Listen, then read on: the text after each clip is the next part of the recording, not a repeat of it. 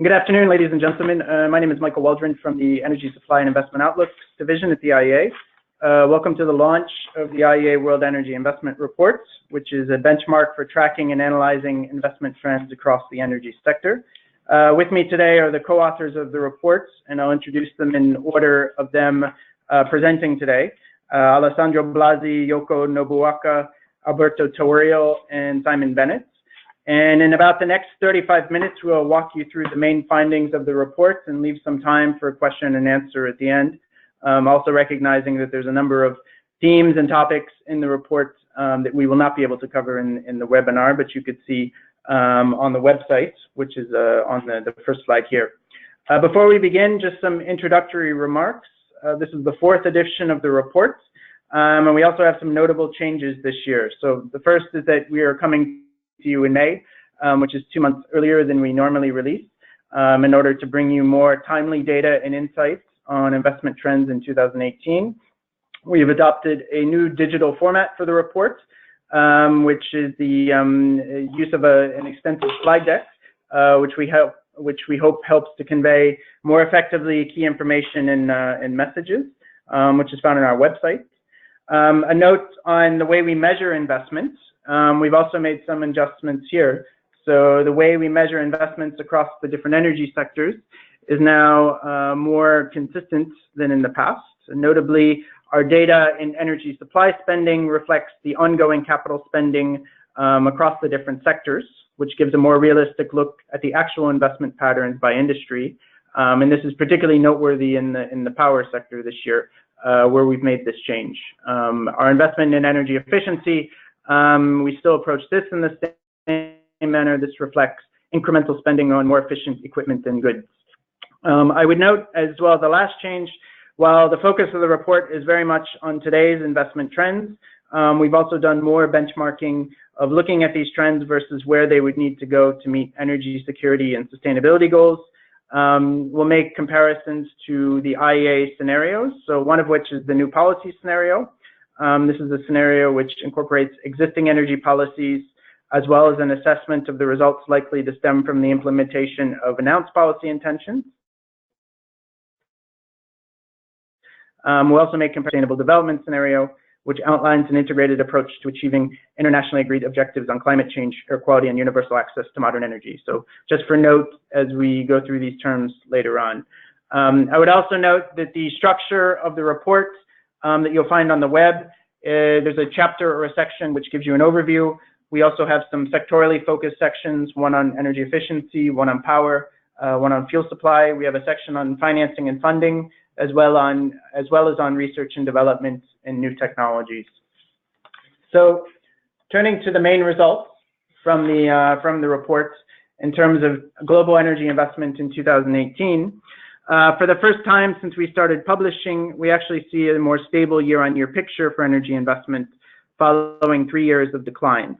So we did not see large gains or large declines in any one of the high-level sectors, but those sectors in which we did see growth this year were centered around fuel supply. And I've indicated those in the arrows that just popped up on the screen. So the increase in fuel supply spending was led by a 4% rise in upstream oil and gas. And my colleague Alessandro Blasi will discuss a bit more some of the trends we see there, but notably we also see some increased spending plans for 2019. We also saw, since the first time since 2012, an increase in investment in coal supply. And in the final arrow on the right, it's slightly misleading, but we have an increase in capital spending on biofuels production capacity, which is offset by a decrease in spending on solar thermal installations. But nevertheless, the increase in biofuels feeds into our overall fuel supply investment number. Despite the uptick, capital spending on fuel supply still remains about 1/3 lower than 5 years ago. And this is partly from lower cost structures that we're seeing, particularly in upstream oil and gas. Now, part of the bounce back in fuel supply spending stems from a lack of growth in energy efficiency investments, which was stable a second year of the row. We saw for the first time, and since we've been publishing, decreased investment in the building sector, and also lack of progress in expanding policy coverage, which my colleague Simon will discuss a bit later in the presentation.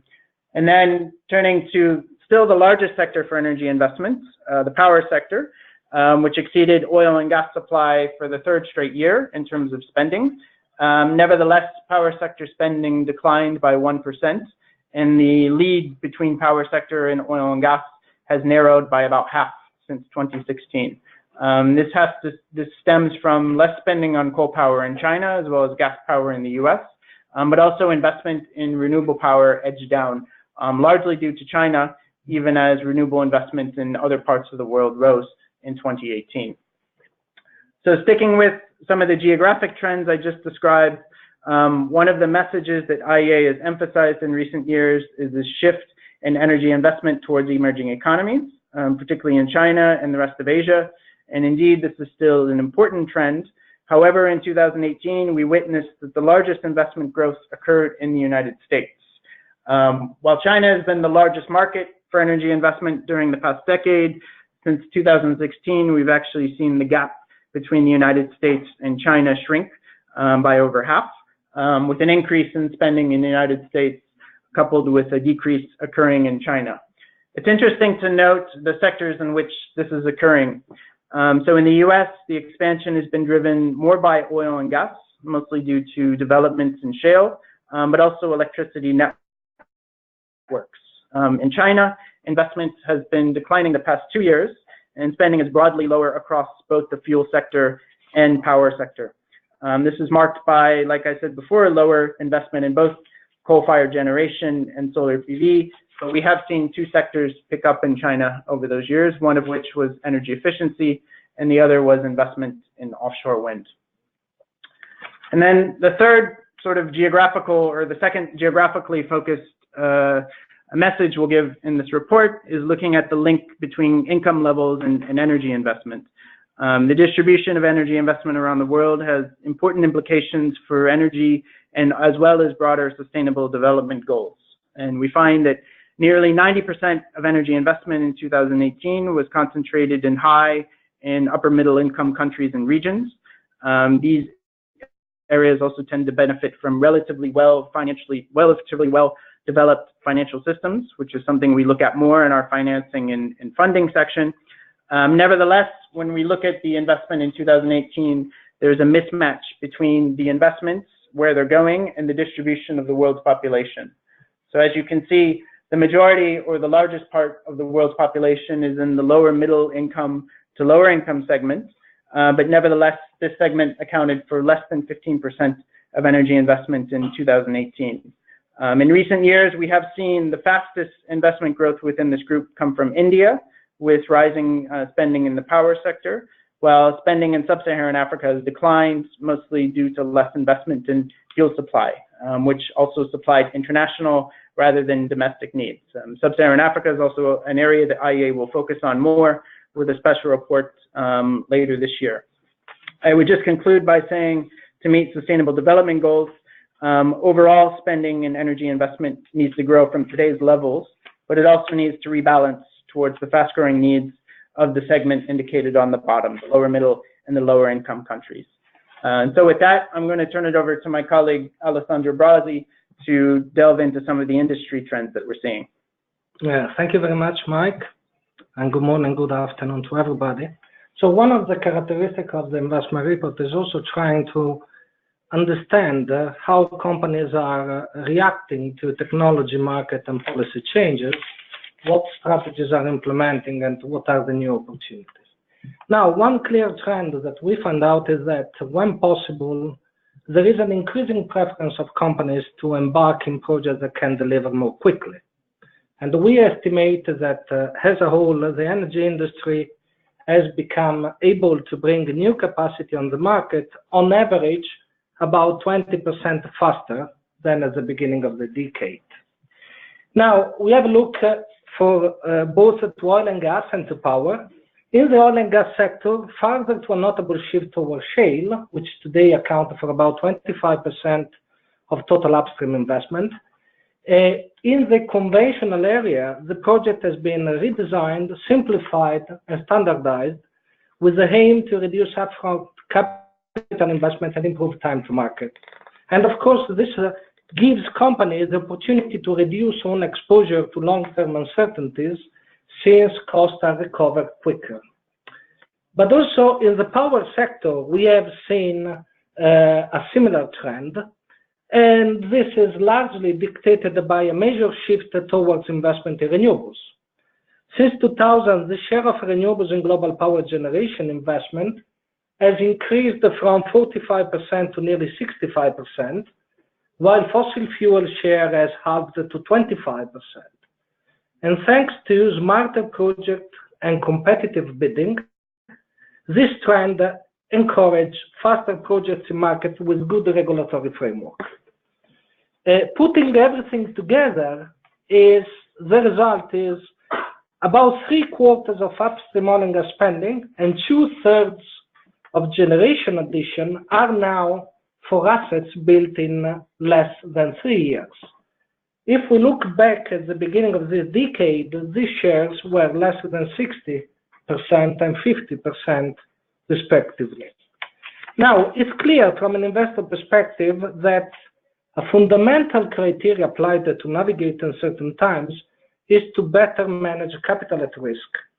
And these investment partners are changing as companies try to implement strategies that protect them against long-term uncertainties. Now, in the previous slide, we have seen what is the level of investment by sectors, by technologies, by geography, as Mike presented, and the new business model.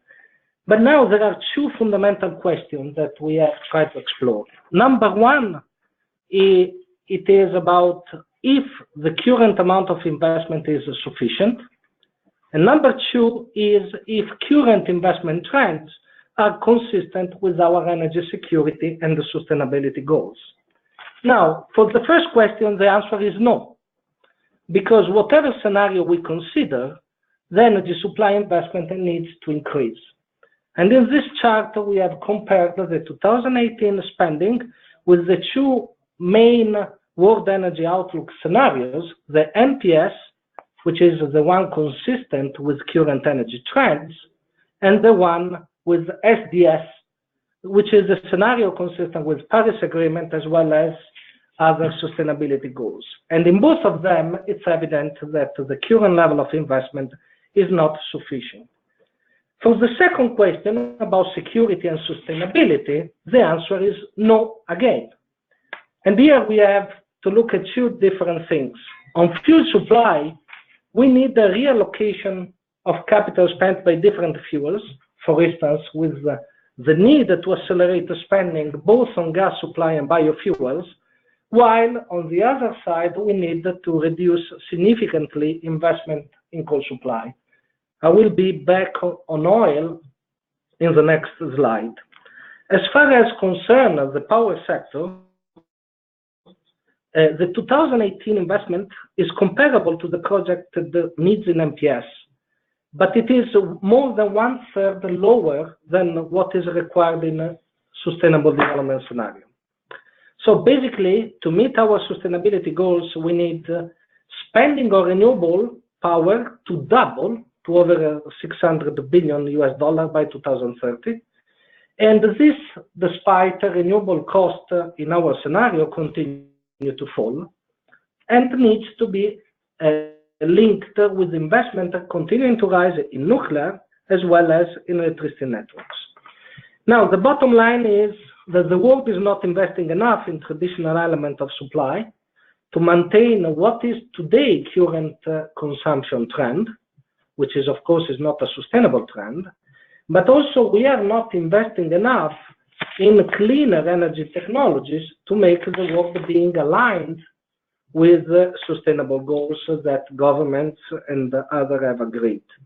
So whichever way you look, we are storing up risk in the future. Now, if we turn it to the oil and gas sector, I think it's quite well known that upstream oil and gas has gone through major difficulties since oil price collapse of 2014. And in this period, there has been many upheavals of the market. Definitely shale in the United States has made a huge progress and more than double its production. But the vast bulk of oil supply continues to come from conventional resources. So we have looked at what has been the level of conventional oil and gas resources sanctioned over the last few years and compared to what would be required in different scenarios. So as far as concern oil, the amount of resources sanctioned over the last 3 years has been half of the total in the first part of the decades. And the new projects are needed not only to meet the potential oil demand growth, but also we have to keep in mind that we lose about 4 million barrels per day a year for the natural decline of the fields. So the question is, if the current level of conventional project sanctioning is sufficient to meet our oil needs. And again, here the answer depends on the future trajectory of oil demand. In a context like the MPS scenario, where oil demand continues to rise, we would definitely need an acceleration in conventional project approval, while the current level of sanctioning is more or less aligned with a SDS trajectory, which, however, implies a substantial decrease of oil consumption in the coming years, which is something that, as far as today, we haven't seen yet. Now, as far as concerns gas, following a quite prolific period in the first part of the decade, U.S. shale revolution one side, price collapse on the other side, and the termination of a gas glut in the market has determined 4 years of subdued investment, but gas demand is performing very well over the last few years and is going up in terms of consumption also in the future years. So comparing this with our two scenarios, what we need is an acceleration of approval of gas projects sanctioning, regardless which trajectory we are going to follow, if MPS or SDS. Now, for 2019, there are signs that conventional spending is, in general, is accelerating with bright spotlight in offshore area, as well as geographically Middle East and Latin America.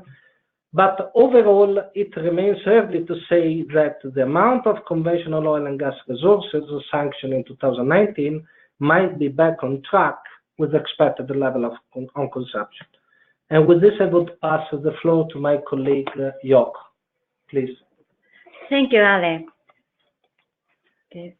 As a response to the bullish outlook for gas demand, as Alessandro just indicated, investments in liquefied natural gas, LNG, are showing a sign of a new wave of projects. Earlier this decade, the market for new capacity was led by Australia and then the United States with its abundant shale gas supply, supported by higher oil prices and favorable demand outlook. The high level of project sanctions were followed by 2 years of a lot of investment, given the market downturn after the collapse of the oil price in mid-2014 and concerns over the supply glut in the short to medium term. But now, the market is turning a corner and we are likely to see more diversity in geography. Since mid-2018, 4 new LNG projects have been sanctioned, 1 in Canada, 2 in the US, and 1 floating LNG in offshore West Africa, as the green and orange parts of the columns in this chart shows. And these projects will add almost 60 billion cubic meters or 43 million tons per annum of LNG of nominal liquefaction capacity by 2025, which is equivalent of over 10% of the current production capacity. In addition, this chart only shows sanctioned capacity that has been already sanctioned. But in addition to this, there are many new projects that are being planned. The ones considered most likely to reach FID this year include the 45 BCM capacity expansion announced by Qatar, the Arctic LNG 2 project in Russia, and Mozambique Area 4, led by ExxonMobil.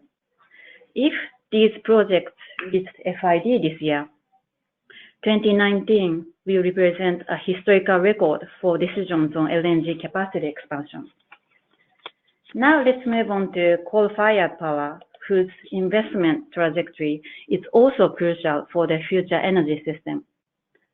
Last year, final investment decisions for new coal-fired plants, which is a leading indicator of investment, declined to near the lowest level this century at just over 20 gigawatts, which is 80% lower than 2010.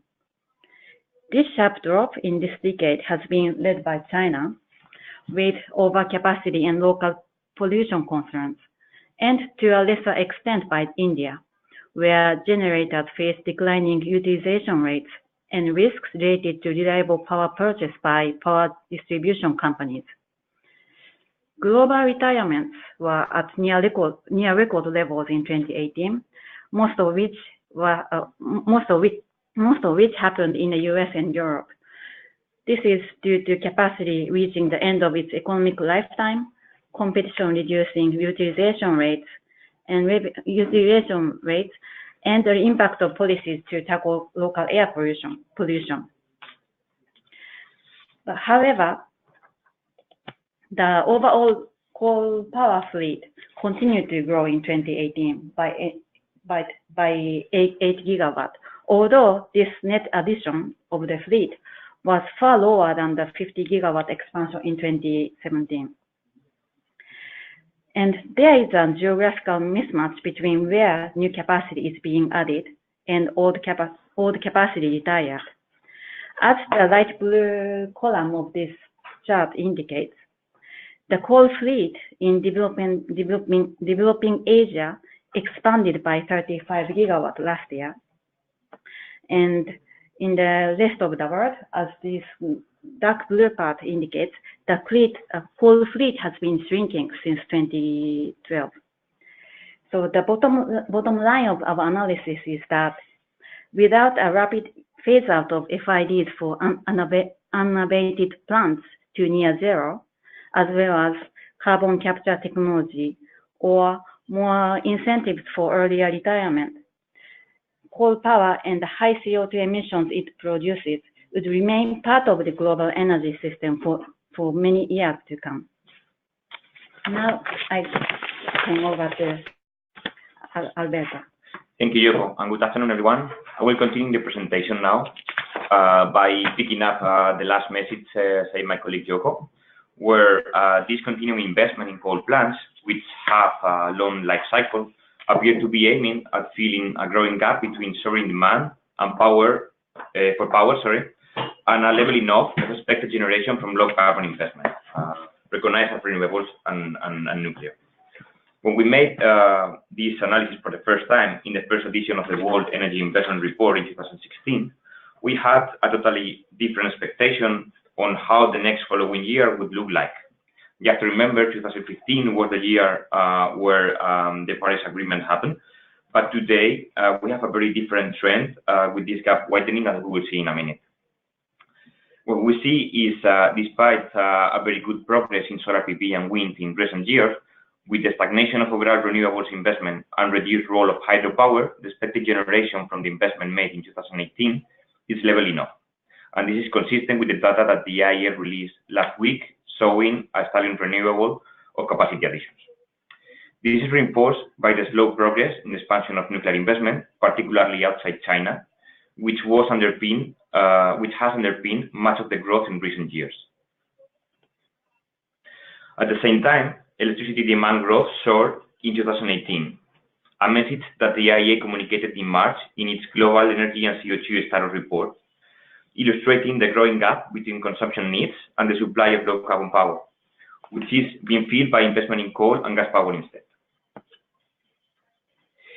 While both IEA scenarios will require a sizable reallocation of capital towards low carbon power, the accelerated decarbonization and electrification that marks the sustainable development scenario will require a double of renewable power spending and much more spending in nuclear, amid rising the level of spending in electricity networks.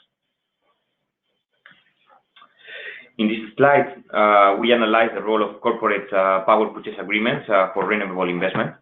And what we'll see is, even as overall investment in renewable power declined somewhat in 2018, we see evolving trends in underlying business models. Nearly all utility-scale renewable investment today has been benefited from long-term purchase agreements under policy schemes, such as feed-in tariffs, and increasingly competitive auctions for long-term contracts, as well as physical power purchase agreement with utilities subject to purchase obligations.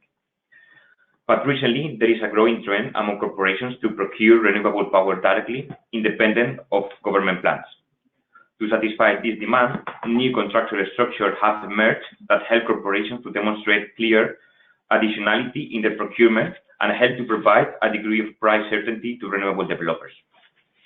As we can see on the figure, renewable investment based on corporate PPAs jumped up by 1/3 in 2018 to nearly $15 billion, and account now for over 5% of global solar PV and wind spending.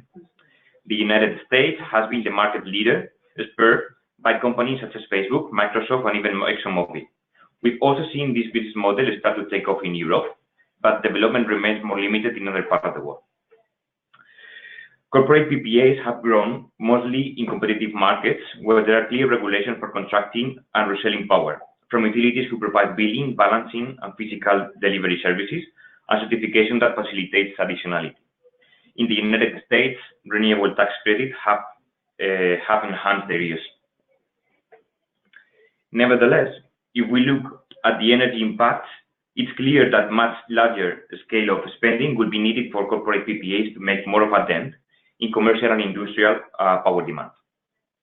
A sevenfold growth in cumulative spending will be needed to cover 10% of current commercial and industrial demand in the United States and Europe. This suggests tapping into a much larger pool of corporate buyers, which can raise additional challenges in terms of credit risk evaluation and credit structuring. And just to finalize, just to say that there is more detail in this year's World Energy Investment Report, where we look more deeply at some of the financial risk management strategies beyond subsidies, which are being used by developers. And now, my colleague Simon Bennett will continue the presentation talking about trends seen in investment in energy efficiency. Great, many thanks, Alberto. It's good to be with you today. Now, my job as the anchor leg of this relay is to bring home the final three themes of the presentation, and this seems like a good moment with those three themes left to present to remind you that you can send in questions using the interface that you have on your screens, and we'll take those questions and answer them in the Q&A at the end. So let's turn now to energy efficiency spending.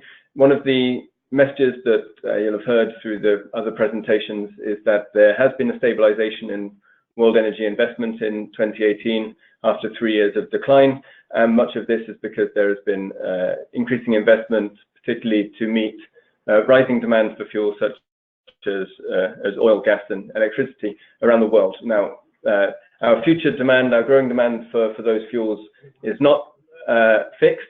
We have the ability to affect it by improving the efficiency of the energy system, and our investment in energy efficiency is one of the indicators that we can follow.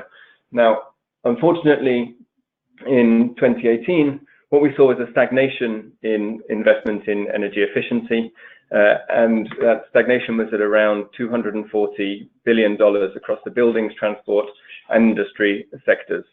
Now, this is largely the result of lower spending on energy efficient buildings. In the report, we break down these sectors a little bit more in detail, and we found that lower spending in buildings, in the building sector, was actually the first time that happened since the World Energy Investment Report has been publishing estimates.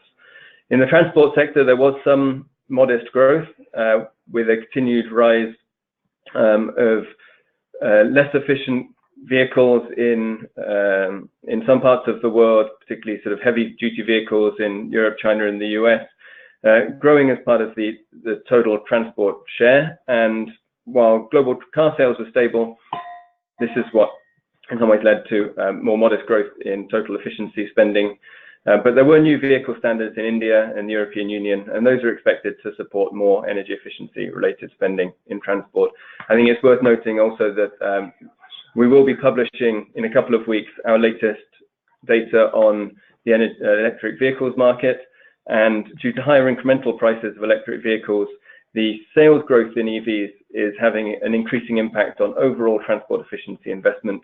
But at the same time, the cost of batteries is falling, and that price gap is narrowing in terms of the incremental prices.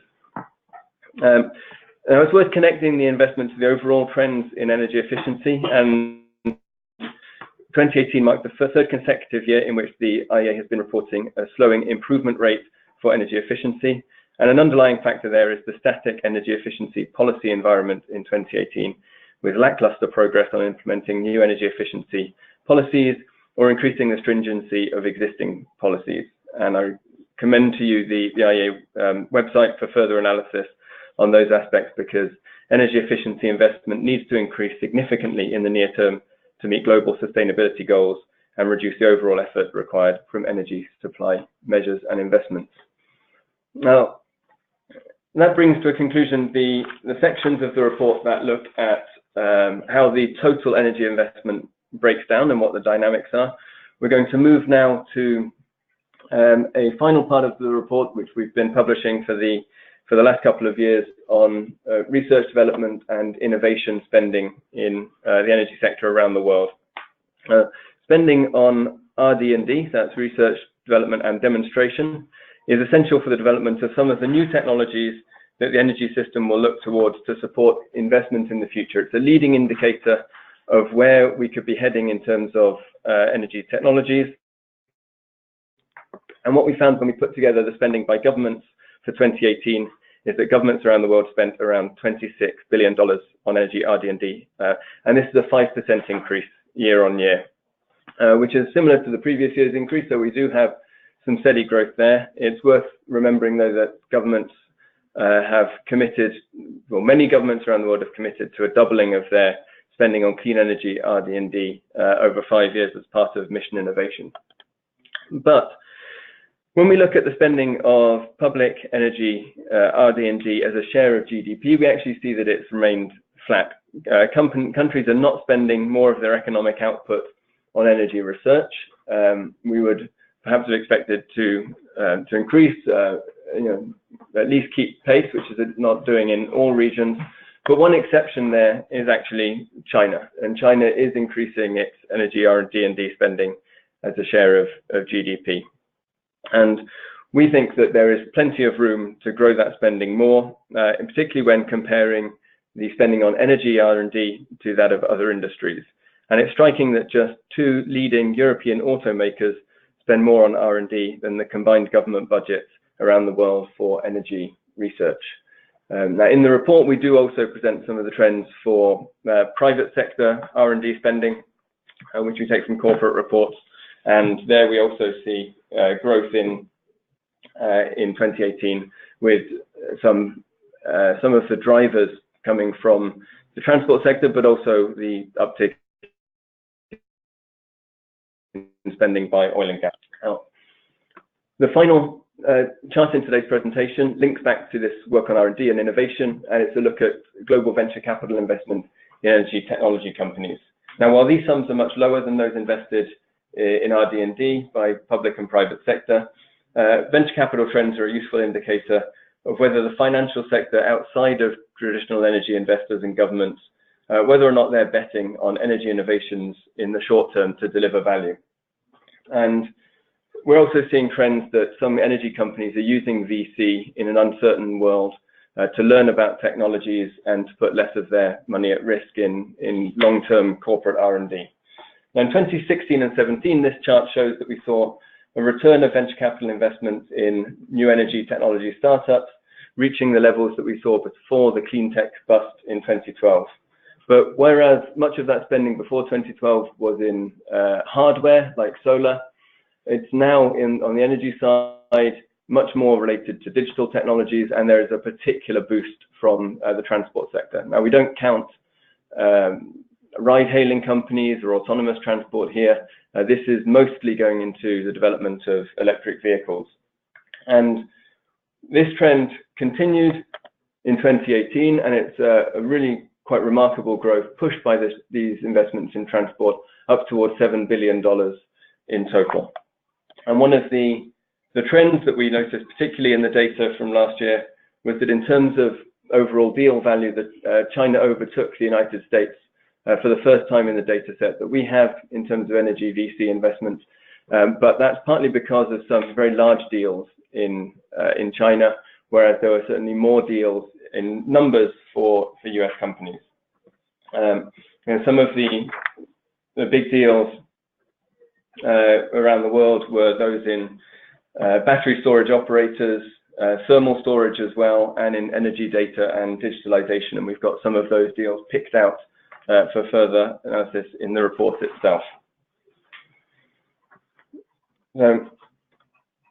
Following that sort of conclusion, that tour through the various sections of the book, it is worth noting that there is much more that you'd be able to find online in terms of the sectors that we cover. And there's more regional detail. There is some analysis on refineries, on biofuels, on the cost of capital across different sectors, cost trends, more work on electricity networks and batteries, as well as analysis of what's happening in energy service companies and green bonds as well, which are all key areas for understanding the trends at play as we move towards the different pathways. Now, if you've been paying attention, then the conclusions that I'm about to talk through will come as no surprise to you. And it is really largely about these, the way that investments in 2018 and the trends are matching some of these longer term pathways. So, for example, we see the stabilization in 2018, oil, gas, and coal spending bounced back, but there's a stalling of investment in low carbon on both the supply and the demand side. Company strategies we've noted are reacting to technological change and unprecedented uncertainties by focusing on projects that deliver returns more quickly to protect against long-term uncertainties. And as we presented, that's true of the oil and gas sector, but also the power sector. Now, in the oil and gas sector, we have this comparison with what's happening in terms of the level of current demand growth and how the approvals of new conventional projects are falling short of what would be needed because demand growth is so robust at present. And so the corollary of that message is that there are few signs of the major shift of capital towards efficiency, renewables, and innovative technologies that would be needed to turn that emissions picture around for the future. And one key statistic to note there is that whereas we're currently spending around 1/3 of energy investment on low carbon supply and demand, in the sustainable development scenario that was referred to earlier, we should be reversing that so that we're spending 2/3 on low carbon supply and demand investments. The final message is the one that ties this together in terms of looking a little bit about what this might mean for government, and a key reminder that investments and financing decisions are fundamentally shaped by policies. Now, it's important to look at investments because they're a leading indicator of change in the energy system with the extent of long-lived assets. They're also a key leading indicator of policy success. And the conclusion that we're drawing in this particular report is that today's policy frameworks are not yet fit to manage the multiple risks that the energy system is facing at the moment. And I'll return to a phrase that Alessandro used earlier, that we are storing up risks for our future with the current patterns of investment today. Great, thank you, Simon. We have a number of questions you all have submitted, so we're going to take a minute to consolidate these, and then we'll come back and start addressing them in about the 20 minutes that we have left. So give us 1 second.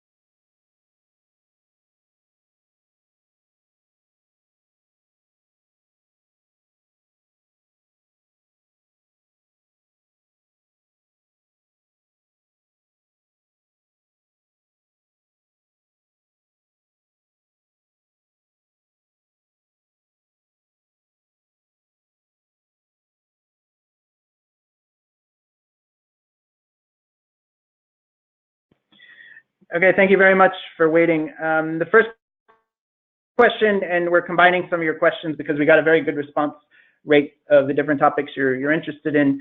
So the first question we're going to address is looking at the shale oil in particular. What are some of the dynamics spurring investment there? How have costs evolved in the upstream sector, whether we're seeing cost inflation or deflation, and then whether we could comment on how spending is split between conventional and unconventional oil and gas resources. So I'll turn to my colleague Alessandro to address these. Okay, thanks, Mike, and thanks for the question. Something that would require a couple of hours to answer, but we will try to be in a couple of minutes. So, first of all, the shale has been the undisputed star of the last few years. What we have seen in terms of technology, cost, productivity gains over the last few years in the United States has been remarkable. Just to keep in mind that according to our analysis, what we have seen in the last 8 years from shale represented the largest growth in the oil history, even compared to Saudi Arabia, to Gawar, to the times of Soviet Union and so on. So shale has been doing something impressive. And the sector now is appearing to be mature for consolidation. We have seen over the last couple of years majors entering very heavily, to the point that if we look the importance of shale in the total investment from majors, this was about 7% just 5 years ago. And for 2019, we expect this share triple to over 21%. And this is because it's something that allows quite quick return and adapt to market conditions. Linked to this is the cost inflation. Shale has made incredible progress as far as concern reducing cost. And despite over the last few years, activities have ramped up and so on, we estimate that the cost in the shale sector remains between 20 and 30% lower than the peaks we reached in 2014. These kind of things can be applied also to the conventional sector, where we had significant gains in terms of cost with the service industry that has been squeezed, but also big companies have tried to squeeze out efficiency to standardize the process and equipment when it's possible. And we believe, as we have signaled in previous report, that a significant component of the cost savings has a structural nature and is here to stay for a few years.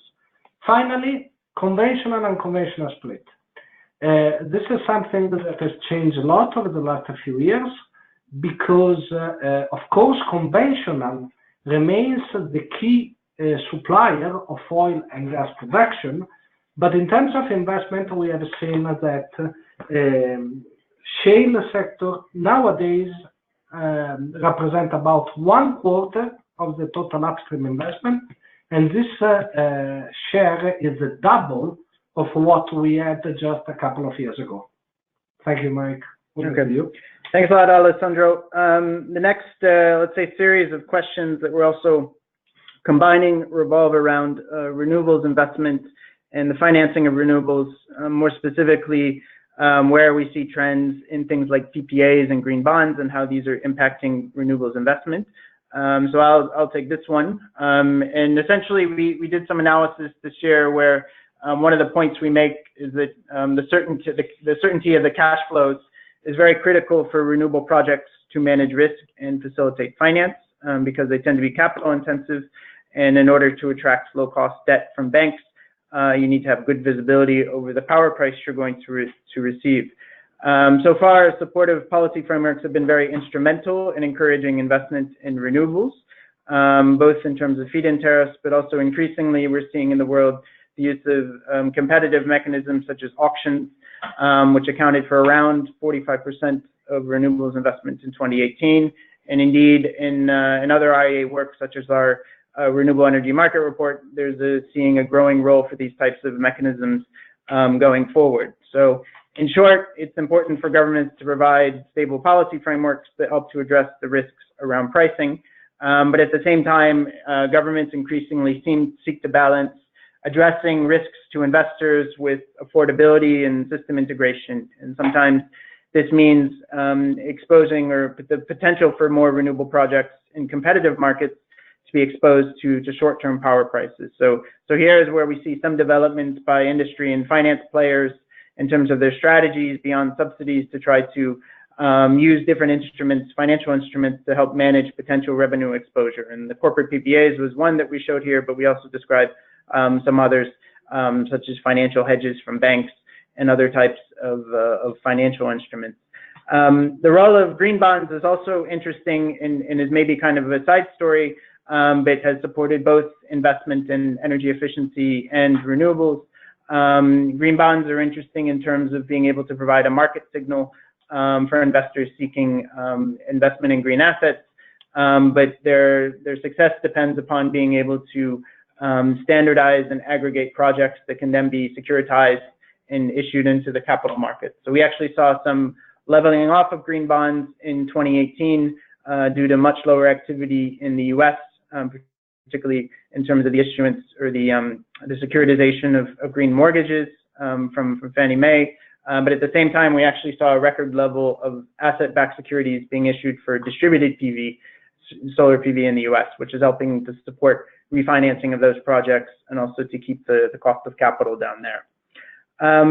The next question I'll turn to is we've been asked to comment a bit more on trends in electricity storage.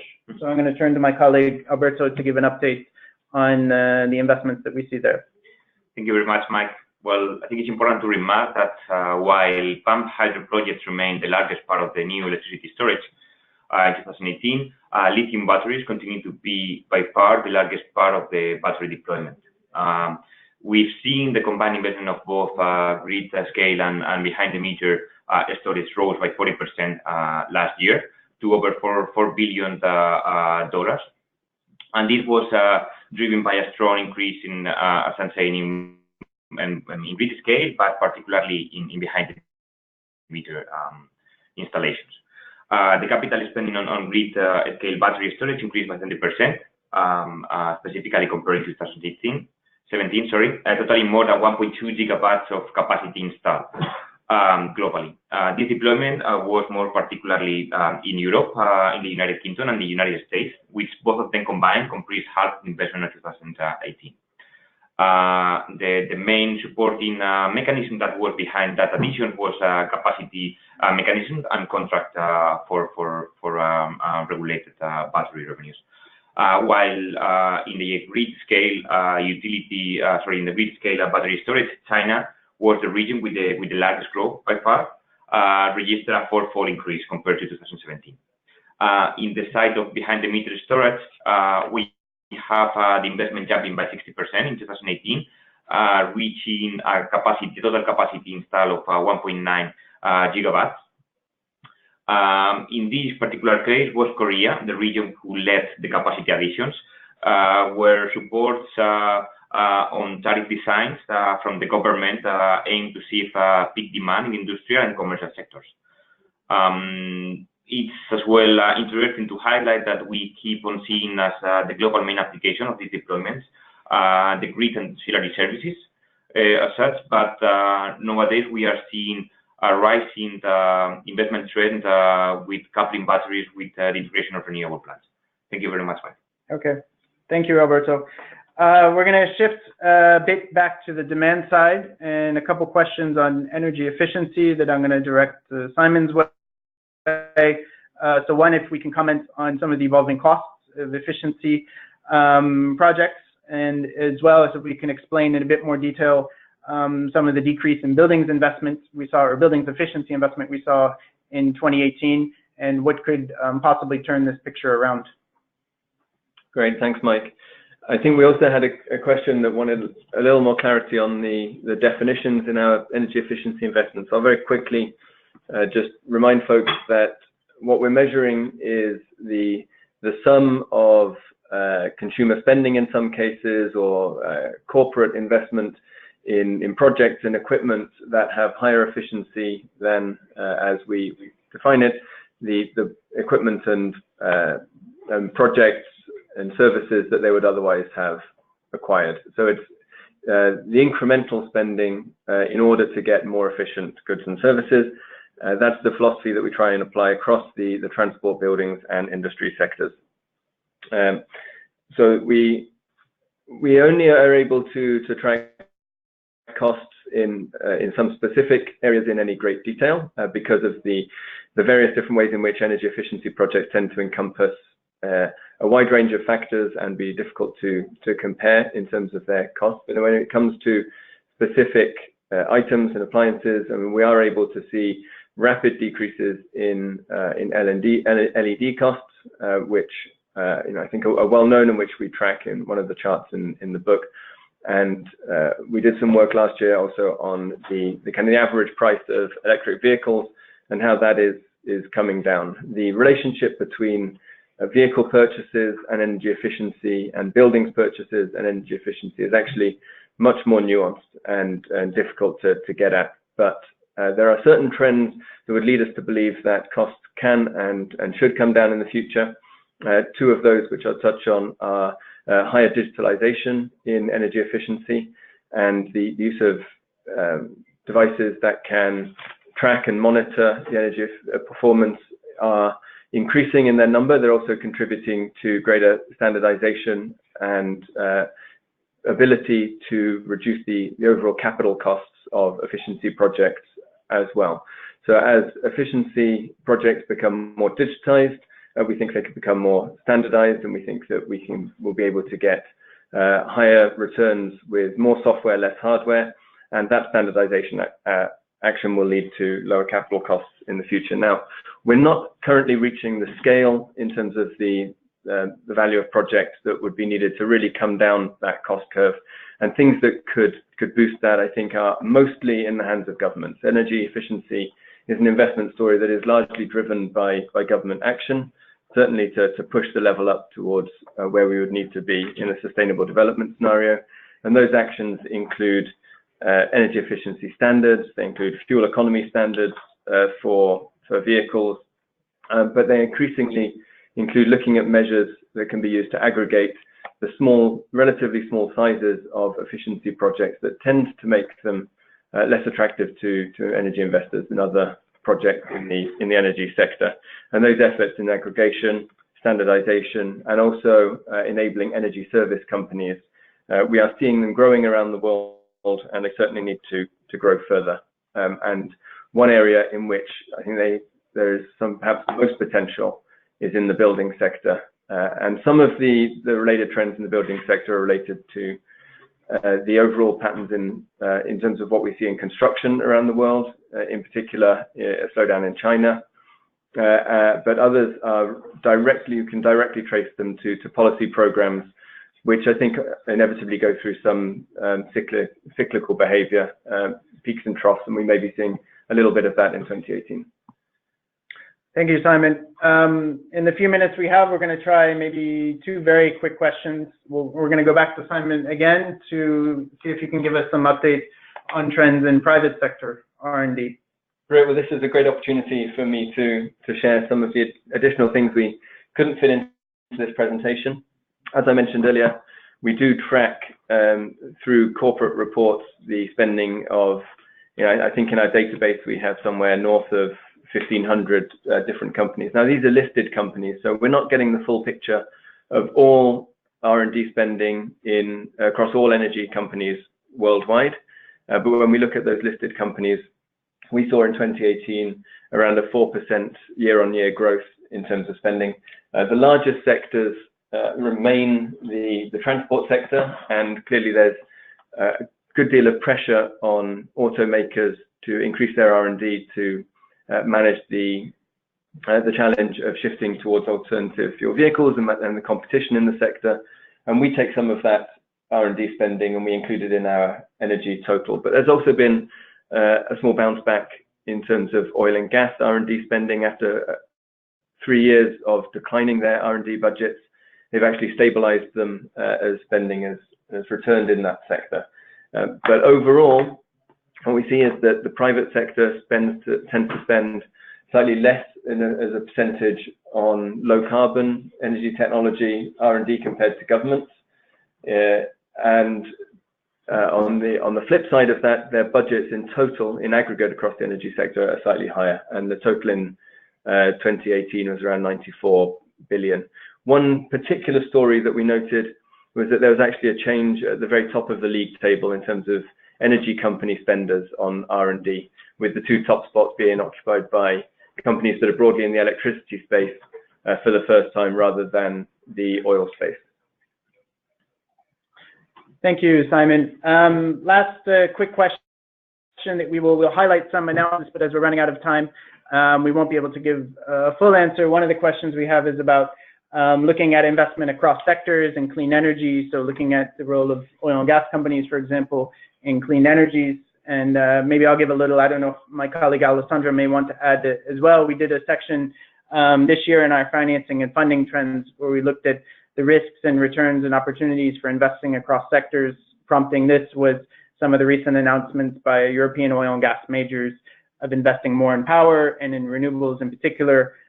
Here we see overall from the oil and gas sector, very small investment in renewables. So less than 1% of their capital spending has actually been devoted to spending on renewables, even though there's been a number of plans made. Although we have seen some interesting trends in mergers and acquisitions with some demand side companies, storage companies, charging companies being acquired by such companies. But nevertheless, in terms of strategy, we see many oil and gas companies, particularly in the United States, seeing operational improvements and a focus on higher return core assets as better recipes for long-term profitability than investing in other sectors in energy. And like we said before, there's also uncertainties as to how policies may evolve for clean power technologies in some markets around the world, which also leads to some risks associated with these investments. But you can look a bit more in the analysis we did there, where we compare some of the returns and the cost of capital of these companies. So we're right at about 4 o'clock. So we're going to end on time, but I would remark that the presentation will be available on the website, which is, if you go to the IEA main website, you'll get a link to get to the World Energy Investment, as it's on the front of the page. There was also a question about data being available. So on the launch website, there's also a tab which allows you to download an Excel data sheet, which gives you energy investment by region and by sector for 2017, 2018, and a bit of time series data for high-level energy sectors. So with that, myself and my colleagues, we wish to thank you and hope you enjoy reading the report. And please contact us at investment@iea.org if you have any further questions. Thank you very much.